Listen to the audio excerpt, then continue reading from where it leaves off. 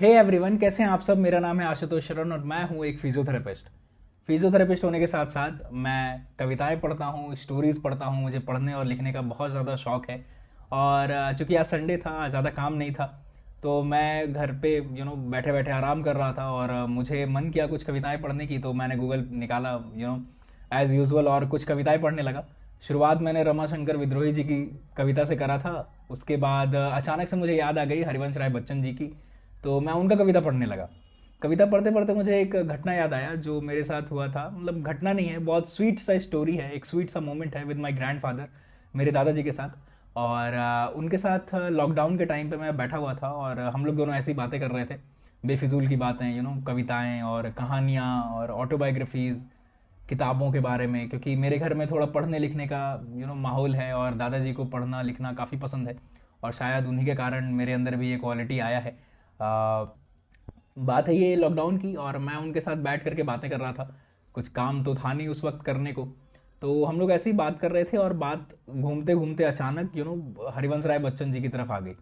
तो मैंने उनसे कहा कि आपने उनकी कविताएं पढ़ी है, मधुशाला और भी ढेर सारी रचनाएं। तो उन्होंने कहा कि अच्छा याद दिलाए तुम, चलो एक कहानी सुनाते हैं तुमको उनके बारे में।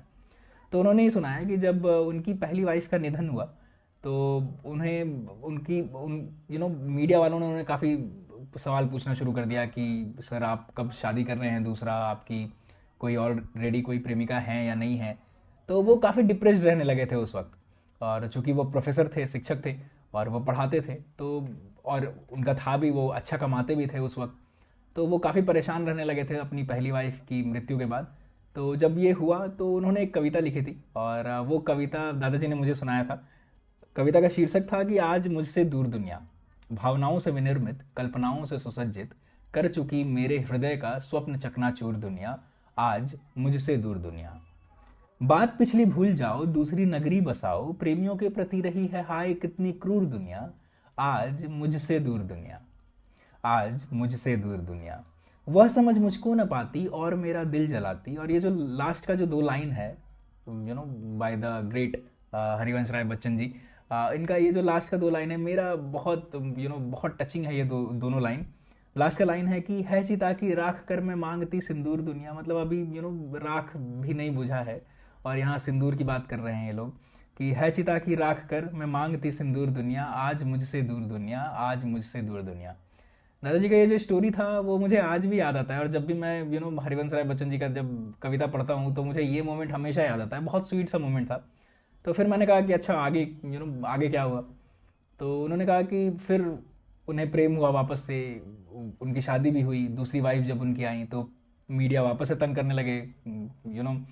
तो उन्होंने फिर उस टाइम पे एक और कविता लिखी थी और वो भी मेरा काफ़ी प्रिय है वो कविता। तो कविता का शीर्षक था कि जो बीत गई सो बात गई। जीवन में एक सितारा था, माना वह बेहद प्यारा था, वो डूब गया तो डूब गया।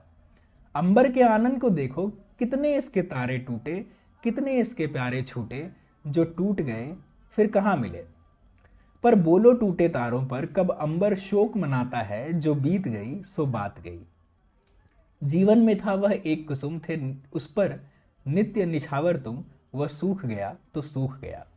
मधुवन की छाती को देखो, सूखी कितनी इसकी कलियां, मुरझाई कितनी वल्लरियां, जो मुरझाई फिर कहाँ खिली। पर बोलो सूखे फूलों पर कब मधुवन शोर मचाता है, जो बीत गई सो बात गई। जीवन में मधु का प्याला था, तुमने तनमन दे डाला था, वो टूट गया तो टूट गया। मदिरालय का आंगन देखो, कितने प्याले हिल जाते हैं, गिर मिट्टी में मिल जाते हैं, जो गिरते हैं कब उठते हैं। पर बोलो टूटे प्यालों पर कब मदिरालय पछताता है, जो बीत गई सो बात गई।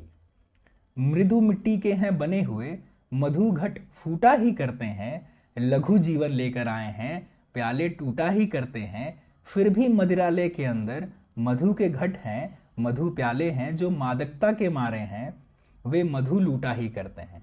वह कच्चा पीने वाला है जिसकी ममता घट प्यालों पर, जो सच्चे मधु से जला हुआ कब रोता है चिल्लाता है, जो बीत गई सो बात गई। तो ये जो दो स्टोरी है और ये जो पोयम है, जिनका बीच का ये जो कनेक्शन है, मुझे काफ़ी प्यारा लगा और मुझे मन था कि ये आपके साथ शेयर करूं। तो आप मुझे बताइए अपने दादाजी के साथ अपना कुछ फेवरेट मोमेंट और आई एम श्योर कि आपको अच्छा लगा होगा ये video. Thank you so much guys, and let's see, I hope कि मैं अगला वीडियो कुछ और इसी तरह का शूट कर सकूं और मेरा जो फेवरेट पोइट्रीज है वो मैं आप लोगों के साथ शेयर कर सकूं। So thank you so much for watching this video.